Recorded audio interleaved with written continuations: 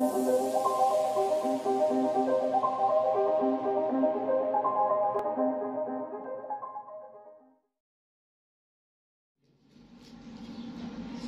की किताब उसका 7वां बाब और उसकी 8वीं आयत मुबारका को आज हम लोग तिलावत करेंगे। खुदावंद के मुकद्दस पाक कलाम में इस तरह लिखा गया है,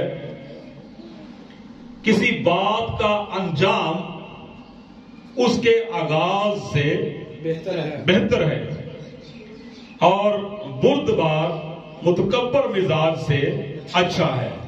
खुदावंद के पाक कलाम का पढ़ा और सुना जाना हम सब के लिए बाइस से बरकत हो। आमीन आमीन। सब तशरीफ रखिए। हालेलुया। खुदावंद यीशु मसीह के कादर और जलाली पाक और बेयान नाम में आप सबकी सलामती हो। मैं खुदावंद की शुक्रगुजारी करता हूं आज की उसके इस मुकद्दस दिन के लिए जो खुदावंद ने मुमकिन किया कि हम सब खुदावंद की हजूरी में है, ताकि खुदावंद के पाक कलाम को सुने, सीखे, समझे और साथ ही साथ अपनी जिंदगियों पर भी गौरव खोज करें। सो लास्ट टाइम क्या मैसेज हुआ था पिछले संडे? जी, छोटा आगाज बड़ा अंजाम। आगाज छोटा, अंजाम बड़ा। खुदा की तलाश में आगाज छोटा और अंजाम बहुत बड़ा। तो मैंने ये वाज़ेह किया था कि ये मैसेज यहीं तक वाइंड अप नहीं हुआ, बल्कि ये इसी मैसेज का पहला हिस्सा है जो हम लोगों ने समझा। और आज हम मजीद थोड़ा सा उसी बात को हम आगे लेके चलेंगे और आज उसी मैसेज का दूसरा हिस्सा जो है उस पर हम थोड़ी देर के लिए गौरव खोज करेंगे और समझने की कोशिश भी करेंगे। खुदा की तलाश में आगाज छोटा ही क्यों ना हो, लेकिन उसका अंजाम बहुत बड़ा होता है। इस बात को हम लोगों ने लास्ट संडे खुदावंद के पाक कलाम में से सुना, सीखा और समझा और यकीनन साहब ने बरकत भी पाई। और हम लोग बात कर रहे थे कि खुदा की तलाश में जो छोटा आगाज है उससे मुराद क्या क्या हो सकता है। तो हमें पता चला कि उस छोटे आगाज से मुराद हमारी दुनियावी जरूरियात भी हो सकती है, बीमारी भी हो सकती है, घरेलू कोई परेशानी भी हो सकती है, कारोबारी कोई मामलात भी हो सकते हैं कि जिनमें हम उलझ जाएं और हमें कोई ऐसा सोर्स ना मिले, हमें उन उलझनों से निकलने का कोई जरिया ना मिल रहा हो और वो उलझने, वो परेशानियां, वो टेंशनें और तमाम ऐसे मामलात जिनमें हम खुद को उलझा हुआ पाते हैं, अगर वो हल ना हो पाए तो हो सकता है कि वो दुनियावी मामलात जो है वो हमारा खुदा के पास आने का एक सोर्स बन जाए या एक बहाना बन जाए। वो दुनियावी जरूरियात भी हो सकती है। और बाजू का जिंदगी में, इंसान की जिंदगी में ऐसी गुत्थियां होती हैं जो उससे सुलझाई नहीं जाती और बंदा जो है वो बड़े माहिर नफ्सियात के भी चक्कर काटता है, बहुत से लोगों के साथ भी वो बात करता है और उसकी रिसर्च में बहुत सारी किताबें भी बाजू का आती है और जितना उसका नॉलेज होता है उस नॉलेज के अकॉर्डिंग भी वो उन गुत्थियों को सुलझाने की कोशिश में लगा रहता है।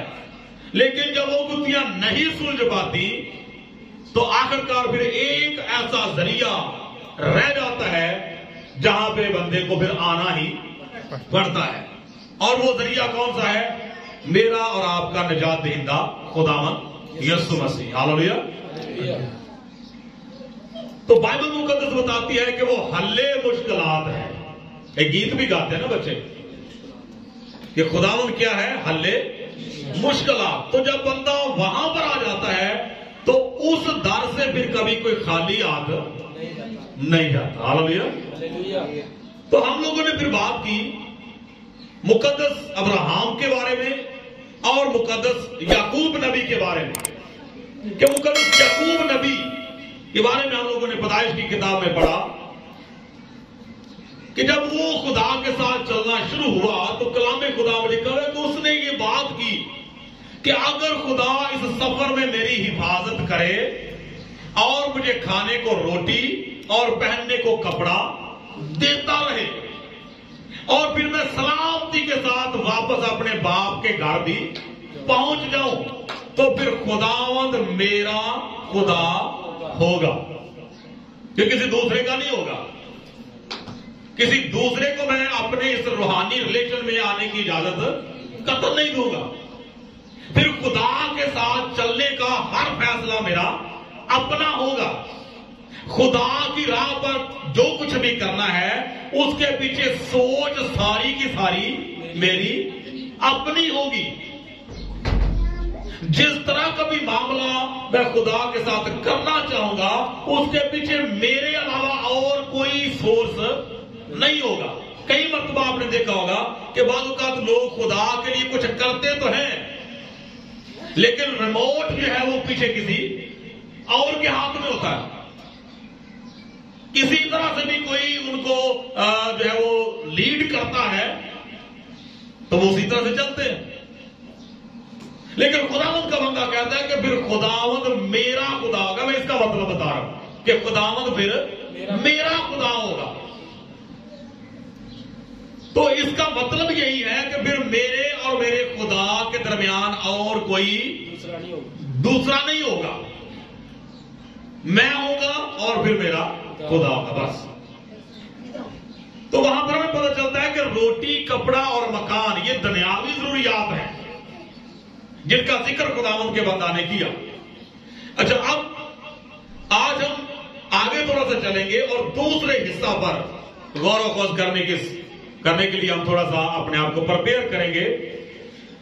تو یہاں پر آج کی جو ہماری مرکزی تلاوت ہے وائز کی کتاب، اس کا 7واں باب ہے اور اس کی 8ویں آیت مبارکہ کو ہم نے تلاوت کیا ہے۔ اس میں لکھا ہے کسی بات کا انجام، کسی بات کا انجام اس کے آغاز سے بہتر ہے۔ اس آیت مبارکہ کے 2 حصے ہیں لیکن ہمارے پچھلے ٹاپک کے متعلقہ اس آیت مبارکہ کا پہلا حصہ ہے، اس لیے ہم اسی پر تھوڑی دیر کے لیے غور و خوض کریں گے۔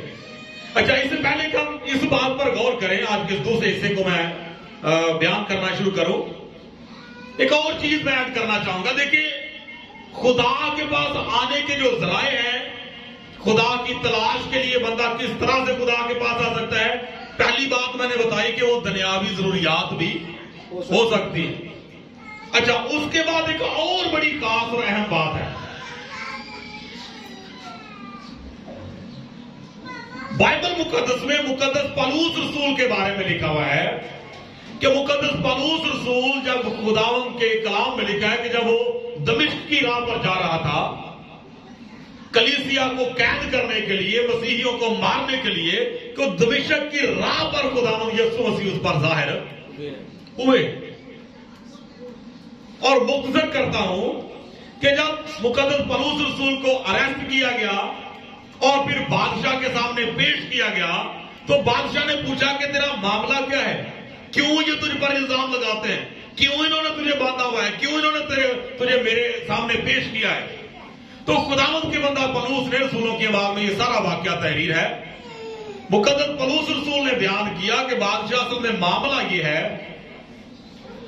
کہ جب میں دمشق کی راہ پر جا رہا تھا تو وہاں پر میں نے ایک رویا دیکھی، وہاں پر میں نے ایک رستے میں جاتے ہوئے میں نے ایک رویا دیکھی، اور جب میں نے اس رویا کو دیکھا اور اس رویا کو سمجھا، یہ بڑا میں مختصر کر رہا ہوں، اگر پڑھنا ہو تو مال کی کتاب میں آپ پڑھ سکتے ہیں۔ پولس رسول کہتے ہیں کہ جب میں نے وہ رویا دیکھی اور اس کے بعد اس رویا کو سمجھا کیسے، لکھا ہوا ہے کہ جب وہ دمشق میں پہنچ گیا تو 3 دن تک نہ اس نے کچھ کھایا اور نہ کچھ پیا۔ تو کر کیا رہا تھا وہ؟ کیوں نہ کھایا اور نہ پیا؟ جو کچھ وہاں پر وقوع پذیر ہوا وہ بڑا اس کے بارے میں حیران تھا کہ یہ میرے ساتھ ہوا کیا ہے. میں تو اپنی طرف سے خدا کی خدمت کر رہا تھا کہ کلیسیا کو مارتا تھا, مسیحیوں کو گھسیٹتا تھا, عورتوں کو بالوں سے پکڑ کر جو ہے وہ قید میں لاتا تھا. میں تو خدا کی خدمت کر رہا تھا. لیکن رویا میں مجھے آواز کیا آئی ہے کہ اے ساؤل تو مجھے کیوں ستاتا ہے. تو جب اس نے یہ آواز سنی تو پھر اس نے باقاعدہ پوچھا کہ اے خداوند تو کون ہے. تو کیوں اس نے پوچھا ایسا؟ اسی لیے پوچھا کیونکہ وہ یہ سمجھتا تھا کہ میں تو دین کی خدمت کر رہا ہوں, میں تو خدا کی خدمت کر رہا ہوں. تو آواز آ رہی ہے کہ تو مجھے کیوں ستاتا ہے. تو جب اس نے یہ پوچھا کہ خداوند تو کون ہے, اس نے اپنے ایمان کے مطابق بات کی ہے کہ اوپر سے اگر آواز آ رہی ہے, رویا میں اگر آواز آ رہی ہے تو آواز تو صرف یہوہ خدا کی ہوتی ہے. اس نے پوچھا کہ خداوند تو کون ہے, اور جواب الہی کیا صادر ہوا کہ میں یسوع ہوں جسے تو ستاتا ہے. اب یہ والی بات جو ہے وہ جس طرح کہتے ہیں کہ فلاں بات تو مجھے کھا گئی, بولتے نا اس طرح سے کہ فلاں بندے کی باتیں تو مجھے کھا گئی. تو یہ بات جو ہے یہ اندر ہی اندر مقدس پولس رسول کو سمجھ لیجئے کہ کھا گئی کہ میں کیا کرتا پھر رہا تھا اور یہ کیا معاملہ ہوا میرے ساتھ. تو لکھا کہ 3 دن تک نہ اس نے کچھ کھایا نہ کچھ پیا. تو اس کے پیچھے ریزن کیا تھی کہ جو کچھ وہاں پر وقوع پذیر ہوا وہ اسی معاملے میں پریشان تھا کہ یہ جو کچھ رویا میں نے دیکھا ہے یہ کیا ہے. اور پھر مزید وہ حیران تب ہوا کہ جب خدا نے حنانیہ کو بھی بتایا کہ فلاں جگہ پر سعود اور سرسی ہے, فلاں بندے کے گھر میں, تو وہاں پر جا, اس کی آنکھوں کی بینائی جا چکی ہوئی ہے, اور جا کر اس کے لیے دعا کر, اس پر ہاتھ رکھ اور وہ بینائی پائے گا. اور ایسا ہوا. جب حنانیہ وہاں پر پہنچتا ہے اور مقدس پولس رسول کو بینائی ملتی ہے, لکھا ہے کہ آنکھوں کے چھلکے گر پڑے. تو وہ اور مزید حیران پریشان ہو گیا. تو خیر اس نے اس بات کو پھر سمجھ لیا اور دل سے قبول بھی کر لیا. تو بادشاہ کے سامنے جب پیش کیا گیا, بادشاہ نے پوچھا کہ اصل معاملہ کیا ہے. تو اس نے بتایا کہ بادشاہ سلامت, معاملہ یہ ہے کہ میں جب دمشق کی راہ پر جا رہا تھا تو میں نے وہاں پر ایک رویا دیکھی. خاص پوائنٹ جو اس نے وہاں پر بیان کیا, اور جو میں بتانا چاہ رہا تھا کہ دنیاوی ضرورتوں کے علاوہ بھی ایک سورس ہے جو خدا کے پاس آنے کا ذریعہ بن سکتا ہے. تو مقدس پولس رسول وہاں پر فرماتے ہیں کہ بادشاہ میں نے وہاں پر ایک رویا دیکھی اور پھر میں اس رویا کا نافرمان نہ ہو سکا. ہاللیلویا. میں نے ایک رویا دیکھی اور میں اس رویا کا نافرمان بادشاہ نہ ہو سکا. اور اس دن سے لے کر اس گھڑی, اس پل, اس لمحے سے لے کر اب تک میں اسی یسوع کی منادی کرتا ہوں جس کی میں پہلے مخالفت کرتا تھا, اور اسی وجہ سے انہوں نے مجھے باندھا ہوا ہے. اچھا, اس میں سے پوائنٹ کیا ہے جو ہمارے ٹاپک کے متعلق ہے؟ ایک تو دنیاوی ضرورتیں ہوتی ہیں نا جو خدا کے پاس آنے کا ذریعہ بن سکتی ہے. دوسرا یہ چیز بھی ہے کہ بعض اوقات انسان کو خدا کوئی ایسی رویا دکھا دیتا ہے, خواب میں بعض اوقات خدا کوئی ایسی بات کر دیتا ہے. تو اگر کسی کے ساتھ خدا ایسا کرتا ہے تو آغاز تو چھوٹی سی رویا سے ہوا. مقدس پولس رسول کا آغاز کیسے ہوا؟ چھوٹی سی ایک رویا سے. تو اس کے بعد انجام کتنا بڑا ہو رہا ہے؟ انجام اس قدر بڑا ہے کہ مقدس پولس رسول کلیسیاؤں کو یہ کہتا ہے کہ میری مانند بنو کیونکہ میں مسیح کی مانند ہوں. ہاللیلویا. وہ چھوٹا سا آغاز جو ہے جب خدا کا بندہ اس کے ساتھ وفادار رہا تو پھر وہ آغاز کرتے کرتے کرتے کرتے بہت بڑا ہوا. تو ایک یہ بھی بات ہوتی ہے کہ اگر خدا خواب اور رویا میں آپ کے ساتھ کوئی کلام کرتا ہے تو پھر اس خواب اور رویا کو چھوڑنا دے, اس کو اگنور نہ کرے, اس کو بھول نہ جائے. میں بھی کہ وہی سے آپ کا آغاز ہو, میں بھی کہ वहीं से आपका आगाज हो, वो छोटा सा आगाज हो, लेकिन उसके बाद जब आप उसी आगाज के साथ वफादारी के साथ वक्त गुजारे, उसके लिए हर तरह की कुर्बानियां देने के लिए तैयार करें रहे। जिस तरह मुक़द्दस पौलुस रसूल को ये बताया गया कि मैं तुझे जता दूंगा कि तुझे मेरे नाम की खातिर किस कदर दुख उठाना पड़ेगा, और ऐसा हुआ। फिर पौलुस रसूल कहता है कि मैं मसीह यीशु के लिए ना सिर्फ कैद होने बल्कि मरने के लिए भी तैयार हूं। तो खुदावंद के मुक़द्दस कलाम के मुताबिक अंजाम कितना बड़ा हुआ है कि बाइबल मुक़द्दस में नए अहदनामा में 14 खतूत जो है वो किसके हैं? मुक़द्दस पौलुस रसूल के। अंजाम कितना बड़ा हुआ है कि 30 आसमान तक खुदा का बंदा यकायक उठाया गया और परदोस में पहुंचकर उसने ऐसी बातें सुनी कि जिनका कहना भी आदमी को रवा नहीं है।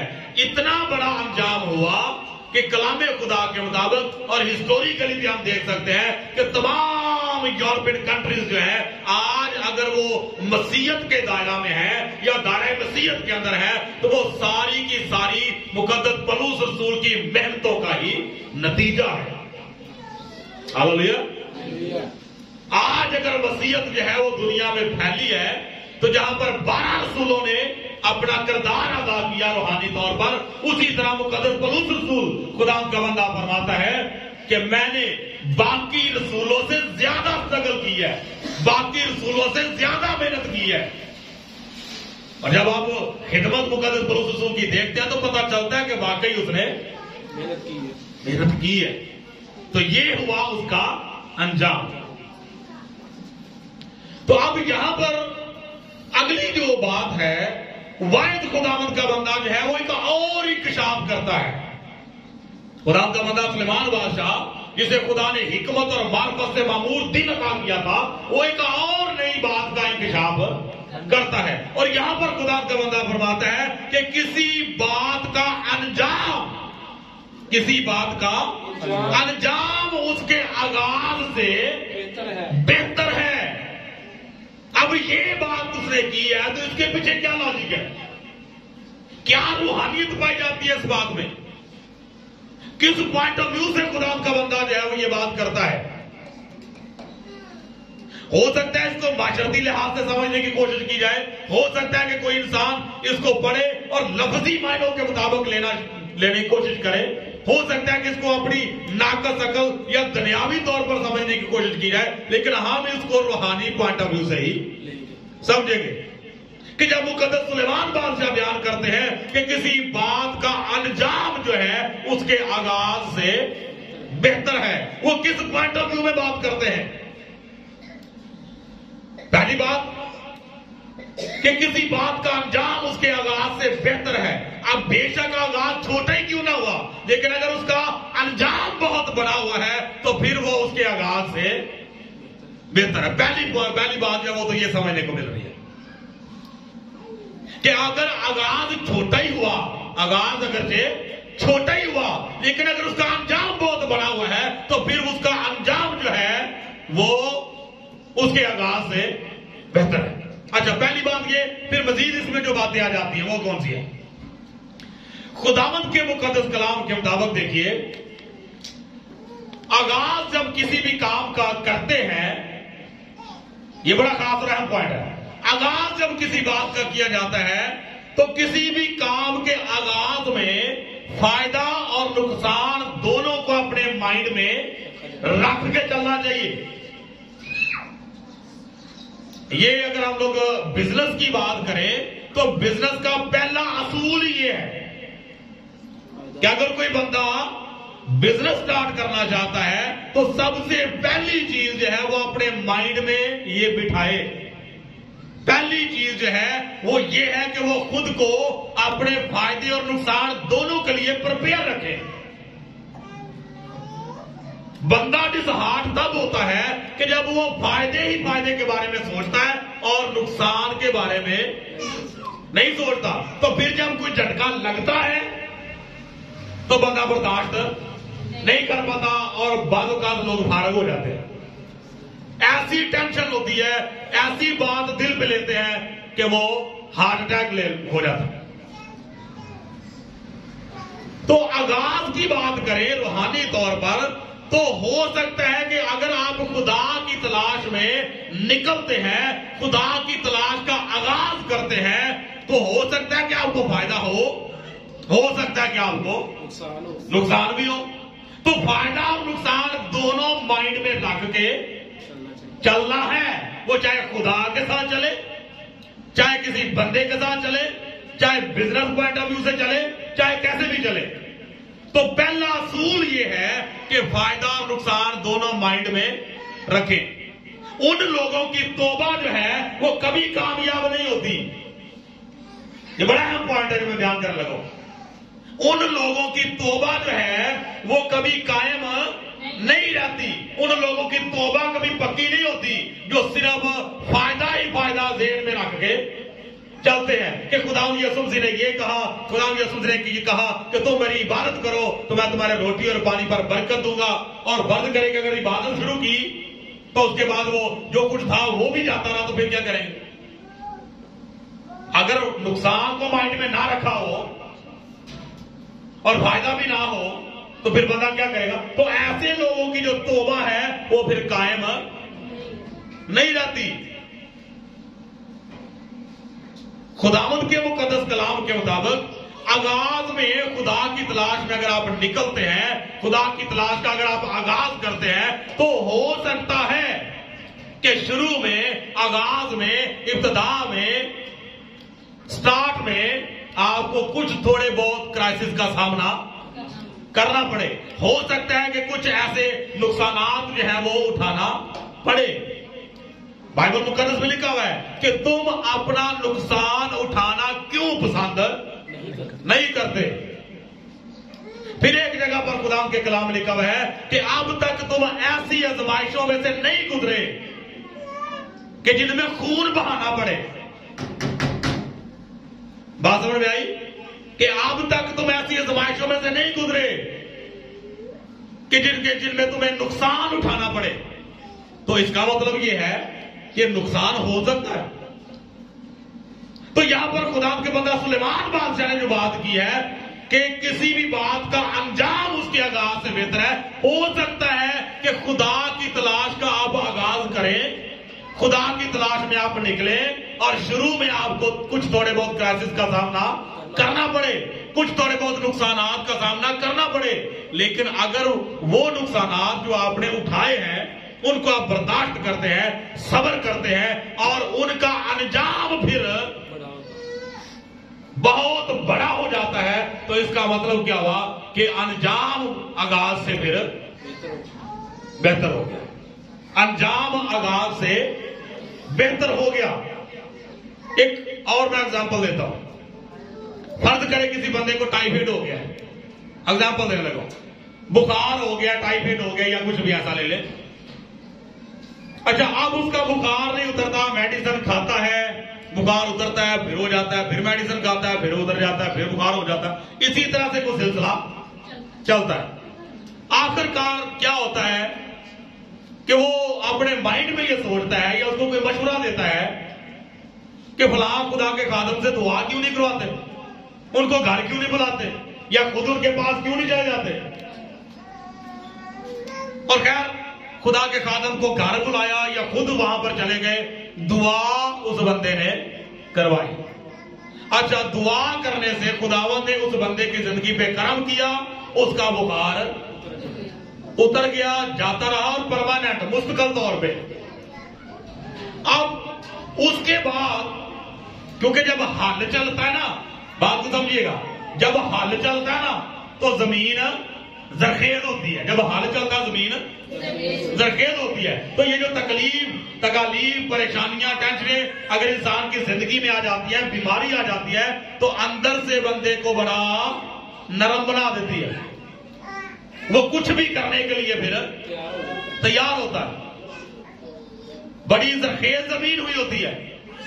तो उसी जरखेज जमीन में खुदा का खादम दुआ के साथ साथ खुदा के कलाम का बीज बोए, खुदा के कलाम के बीज का छट्टा लगाए, और वो बीज जो है वो उस जरखेज जमीन में, भले वो बीमारी की वजह से क्यों ना जरखेज हुई हो, अगर वो कलाम वहां पर उग जाए, उग पड़े, वो बीज उग पड़े और फिर बढ़ते बढ़ते एक तनावर दरख्त बन जाए, तो फिर उसका आगाज छोटा है और अंजाम बहुत बड़ा है। और ना सिर्फ आगाज छोटा और अंजाम बड़ा हुआ, बल्कि उसका अंजाम जो है वो उसके आगाज से बेहतर हो गया। एक हवाला मेरे साथ निकालिएगा जरा कुरान के पाक कलाम में से, नया ड्रामा में से देखते हैं। रोमियो बाब नंबर 6 और उसकी 21वीं आयत से हम पढ़ते हैं। यहां पर लिखा हुआ है, बस जिन बातों से तुम अब शर्मिंदा हो उनसे तुम उस वक्त क्या फल पाते थे, क्योंकि उनका अंजाम तो मौत है। मगर अब गुनाह से आजाद और खुदा के गुलाम होकर तुमको अपना फल मिला, जिससे पाकीज़गी हासिल होती है और इसका अंजाम हमेशा की जिंदगी है। हालेलुया। अब यहां पर खुदा का बंदा मुकद्दस पौलुस रसूल बयान फरमाते हैं कि अगर पाकीज़गी इंसान की जिंदगी में आ जाती है, भले वो छोटा सा ही आगाज क्यों ना हो, तो बाइबल मुकद्दस में यहां पर लिखा हुआ है कि उसका वो छोटा सा आगाज जो है उसका अंजाम हमेशा की जिंदगी होगा। तो इस तरह से अंजाम जो है वो आगाज से बेहतर हो जाता है। फिर एक और हवाला मेरे साथ निकालिएगा खुदावंद के मुकद्दस कलाम में से, दूसरा कुरिन्थियों उसका 7वां बाब और उसकी 8वीं आयत से हम पढ़ते हैं। यहां पर लिखा हुआ है, गो मैंने तुमको अपने खत से गमगीन किया। गो, गौर से पढ़िएगा और समझिएगा, गो मैंने तुमको अपने खत से गमगीन किया, मगर उससे पछताता नहीं। अगरचे पहले पछताता था, चुनाचे देखता हूं कि उस खत से तुमको गम हुआ। गो थोड़े ही अरसा तक रहा। अब मैं इसलिए खुश नहीं हूं कि तुमको गम हुआ, बल्कि इसलिए कि तुम्हारे गम का अंजाम तौबा हुआ। हालेलुया। क्योंकि तुम्हारा गम खुदा परस्ती का था, ताकि तुमको हमारी तरफ से किसी तरह का नुकसान ना हो। क्योंकि खुदा परस्ती का गम ऐसी तौबा पैदा करता है जिसका अंजाम नजात है, और उससे पछताना नहीं पड़ता, मगर दुनिया का गम मौत पैदा करता है। हो सकता है कि आप खुदा के साथ चलना शुरू करें, खुदा की तलाश में आप निकले और शुरू में आपको लगे कि हासिल तो कुछ नहीं हुआ, इससे तो पहले हमारे हालात जो है वो ज्यादा बेहतर थे। तो यहां पर लिखा है कि फिर भी अगर आप कायम रहते हैं तो तुम्हारी उस तौबा का अंजाम क्या होगा, तुम्हारे उस गम का, तुम्हारी उस परेशानी का अंजाम क्या होगा, तौबा। और तुम्हारी ऐसी तौबा का अंजाम निजात होगा। तो इस तरह से मेरे अजीजों, खुदावंद के कलाम के मुताबिक खुदा परस्ती का गम जो है वो ऐसी तौबा पैदा कर देता है कि जिसका अंजाम फिर नजात होता है। तो इस तरह से हमें क्या सीखने को मिल रहा है कि अंजाम जो है वो आगाज से बेहतर हो गया। अंजाम इस तरह से आगाज से बेहतर होता है। तो हासिल कलाम आज का सिर्फ इतना है कि अगर आपने खुदावंद की तलाश में आगाज किया है, खुदा के साथ आपने चलना शुरू किया है, तो हो सकता है कि आपका आगाज नंबर 1 छोटा हो सकता है कि आपका आगाज जो है वो आपके लिए कोई इतना जो है वो खुशहाली का बायस ना बने, लेकिन अगर आप कायम रहते हैं तो अंजाम बहुत बड़ा होगा। और फिर दूसरी बात कि वो आगाज से बहुत बेहतर भी होगा। हालेलुया। सो खुदा आप सबको आज के इस पाक कलाम के वसीला से बरकत बख्शे। आमीन।